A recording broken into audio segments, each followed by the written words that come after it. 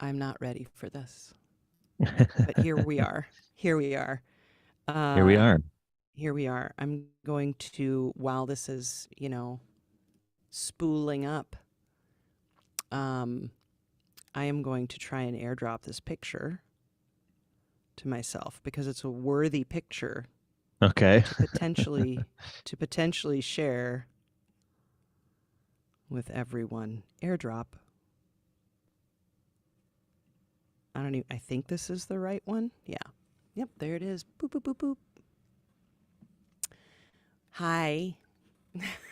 Hello. This is Next Level from Level with Right. Emily.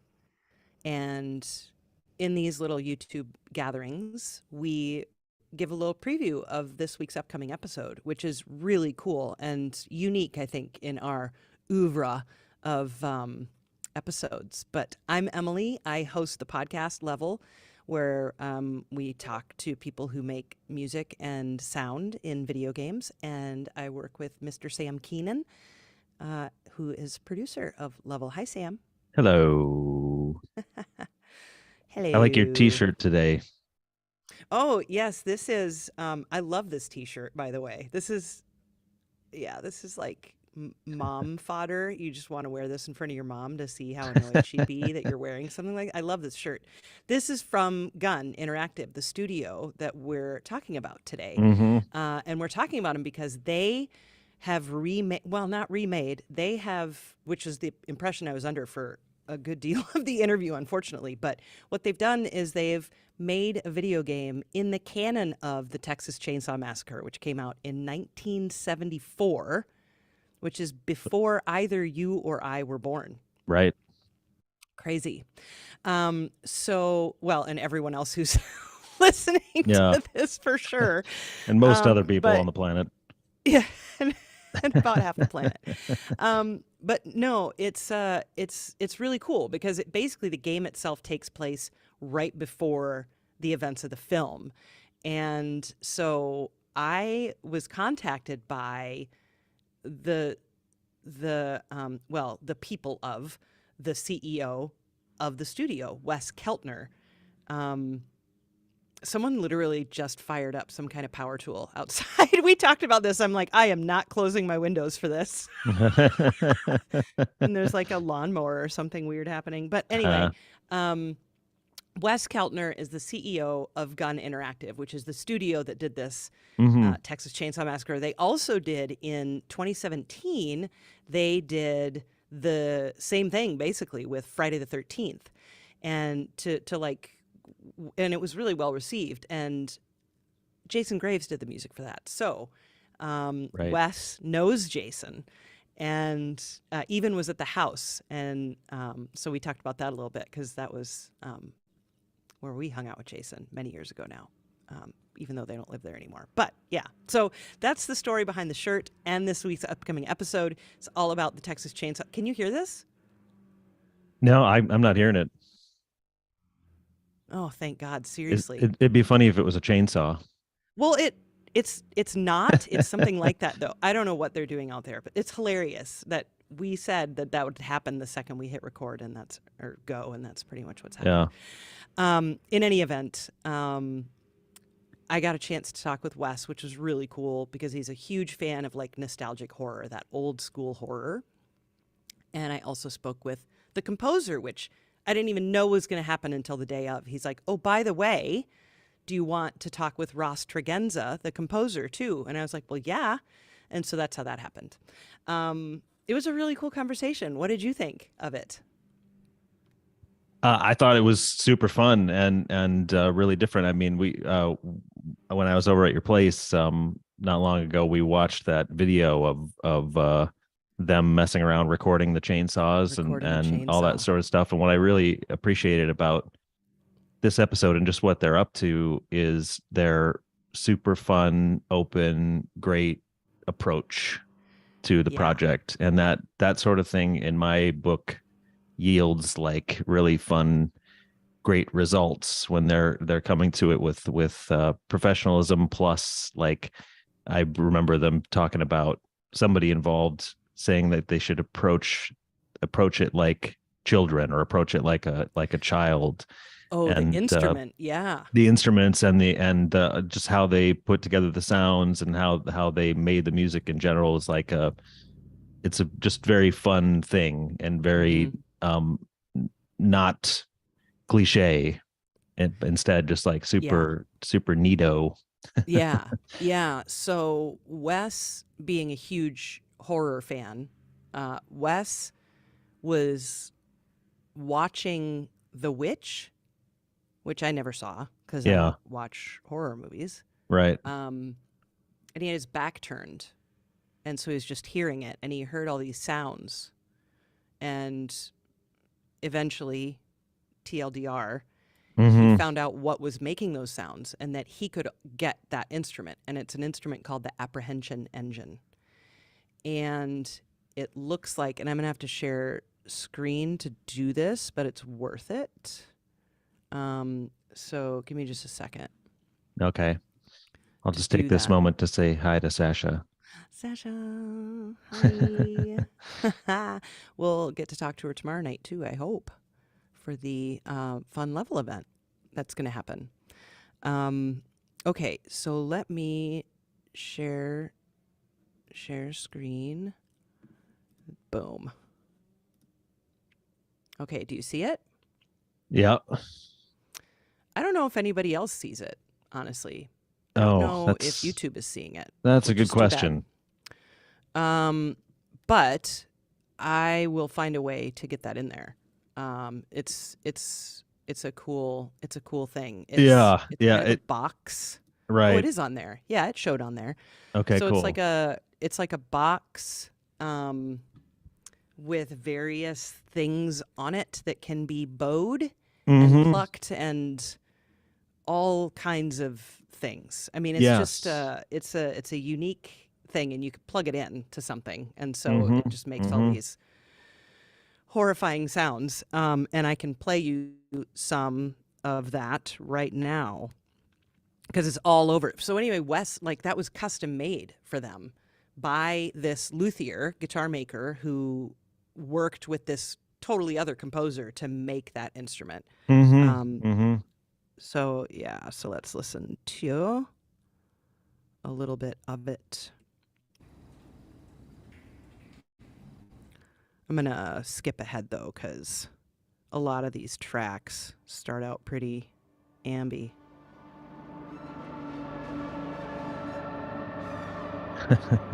Looks like an AI tried to create a toolbox that says Timothy. Sacha's apprehensive about it.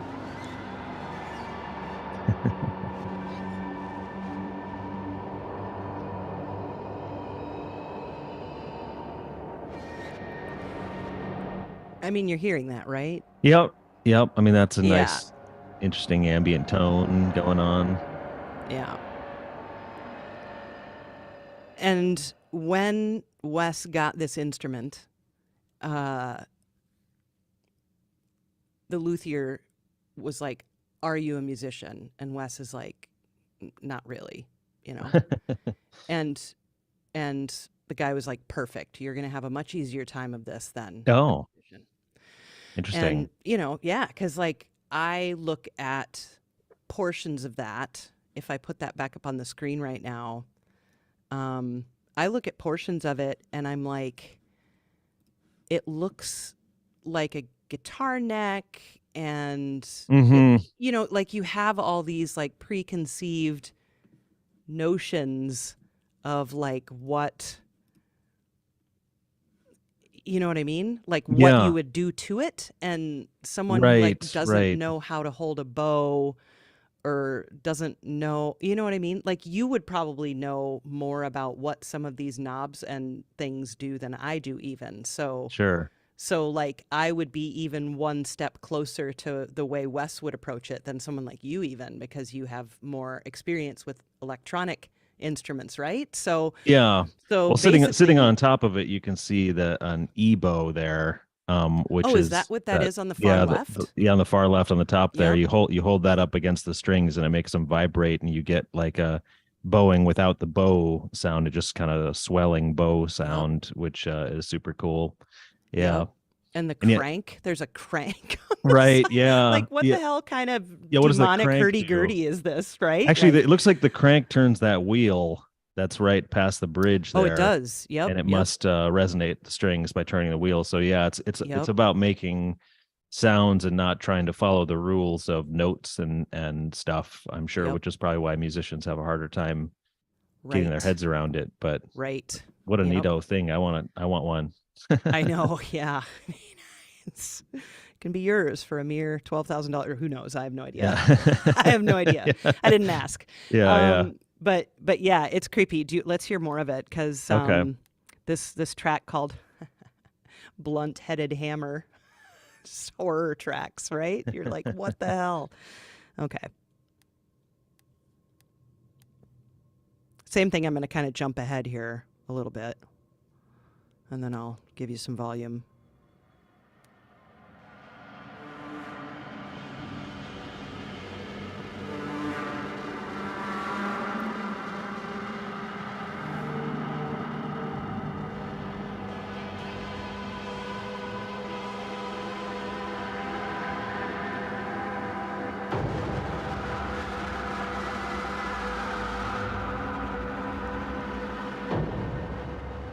Now, of course, not everything you're hearing is the apprehension engine. Right. And there's sounds like there's big reverb on it, making it extra huge sounding, like it's in a big scary environment. And yeah, Totally. and it's mixed in there too. But Yep. yeah, it's just, of course we're in the age of most instruments have been digitized to a surprisingly accurate place, especially for most people's ears and stuff. And so it kind of demystifies a lot of that, just the regular instruments that we're all familiar with, so like people pulling in found sounds for percussion and like interesting approaches like that, and just doing weird stuff, I think is very, very welcome to me. Yeah. And Thomas Newman is obviously a famous composer, so pardon me, Timothy, for calling you Thomas. But Timothy has a really good question. How would you mic it? And from what I understand, it's an amplified thing, right? So you would probably plug it into a guitar amp and then mic the amp, or however you mic, however you do it that way. But I don't think would you be setting mics around it? I mean, I would, but that would be... Yeah. No, talk about it. Tell us. Well, I mean, I would, just because if you're bowing it or if you're plucking it, it's nice to get the sound of your thumbs on the thing or the bow scratching across the stuff. And you don't need to, but you can blend that in with a plugged in instrument sound. And, it's kind of like if you're recording electric guitar and you also mic it to get the chicka chicka on the strings, which can be a good way to just get some more natural sounds in there, especially if you're running the guitar digitally through digital amp sims and stuff like that, and it can get a little sanitized sounding, and so some natural grit and noise and stuff can bring those sounds to life. Yeah. So the Texas Chainsaw Massacre, did you remember what that movie is based on? You don't? Pride and Prejudice? Well, you're not a big, love a good chicka chicka. They're making fun of you for saying chicka chicka on the guitar. No, but it's based on, because you're not a really big, huge true crime guy, at all. I mean, like I am. And it was based on Ed Gein, who was a serial killer in Wisconsin, so not far from here at all. But it's Texas, just very loosely, just in terms of the kinds of things he did, which absolutely I'm not going to get into here. But that's what it was based on. So it's partially based on things that happened or in certain ways. But the chainsaw part, right? That I don't believe that was a signature of Ed Gein, but it is in the film, obviously, Texas Chainsaw Massacre. So how would you record an effing chainsaw? Like things that are so loud, like gunshots too, right? It's like impossible to get a recorded sound of a gun because it's just so loud. So, I mean, talk about that. Yeah, I mean, And well, then I we mean, get to hear it.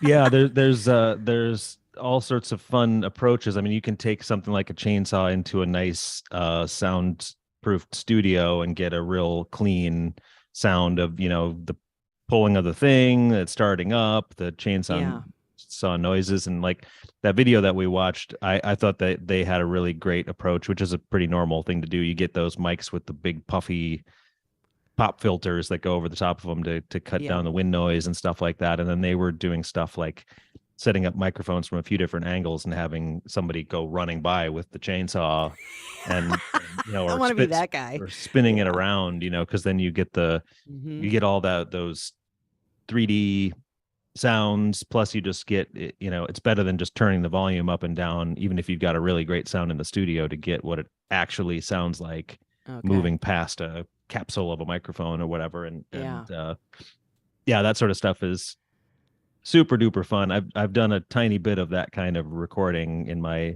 days, and I remember one time helping a friend who was getting some sound of these bicycles, and we had to go to this bike trail at like 4 a.m. so nobody else would be there, and set up the big puffy microphones, and then just got people on bikes and had them just go by, and just recorded the sound of them just going by. And then because you can build stuff like that if you got good sound libraries, but to get a really specific like thing, like a chainsaw spinning around your head or whatever in a 3D environment, it's much more fun to just actually get what you need.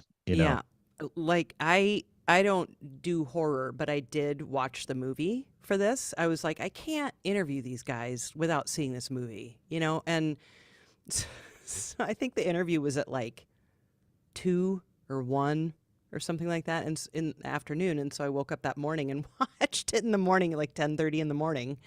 And it's great. It's really good. Just because it's that era, right? I mean, it's very that era. And the movie ends with the antagonist like swinging the chainsaw around his head and like doing this really creepy dance in the road and just kind of like swinging it. And so that was cool because they did a video, like Sam is talking about, this video that they show where they show that.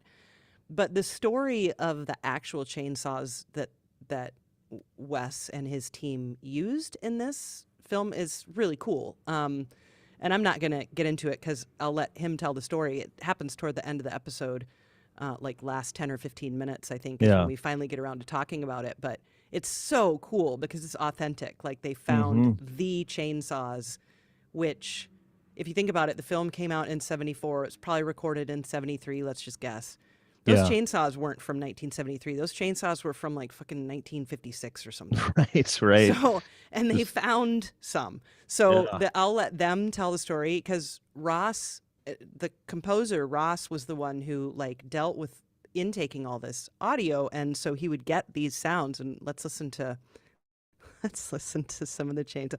The chainsaw idol is probably what I find the creepiest almost. I don't know why, but this is the real deal from the game. Oh, except I got to turn up the volume. Hold up. I'm on it. Professional audio person at your service. Here you go.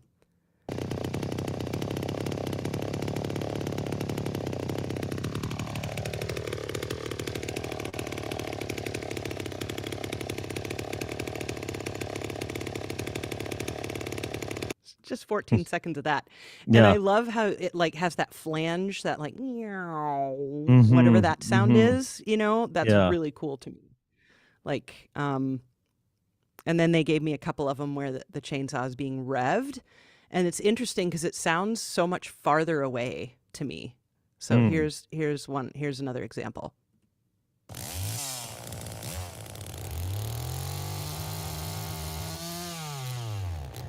I take that back.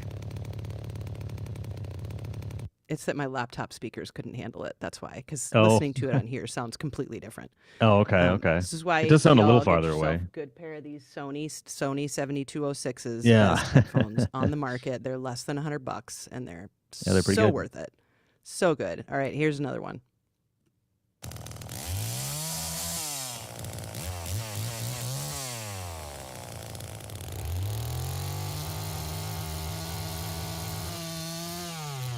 It sounds so good.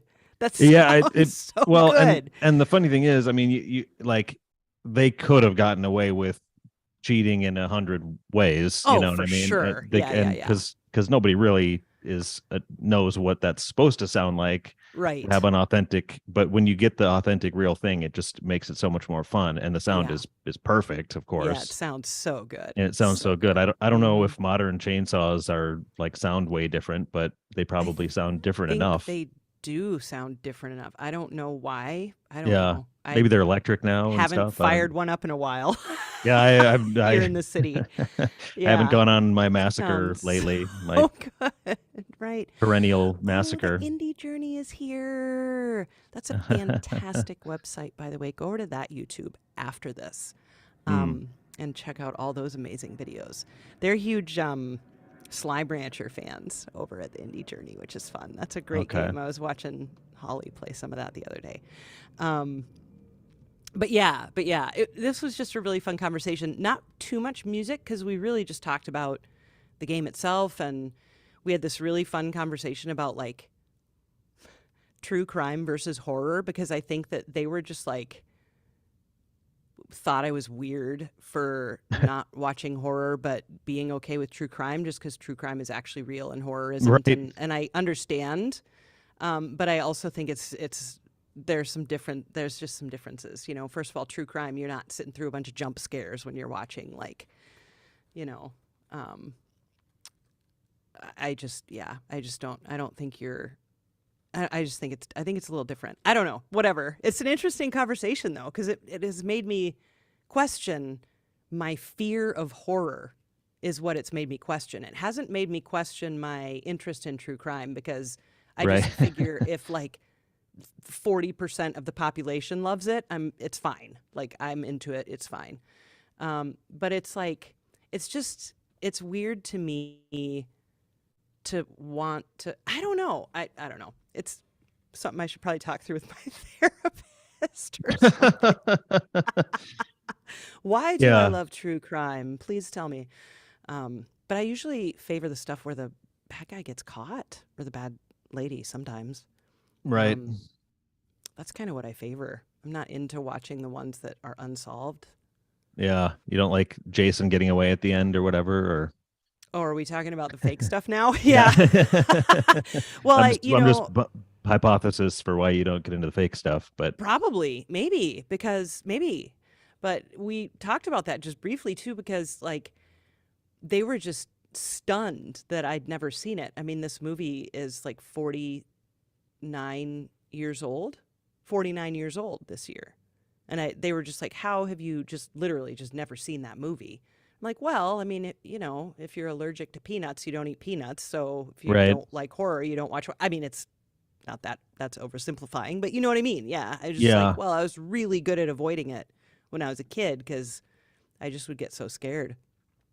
That stuff like we're just a little too young for a lot of that whole genre in a way. Like, not Friday the 13th though.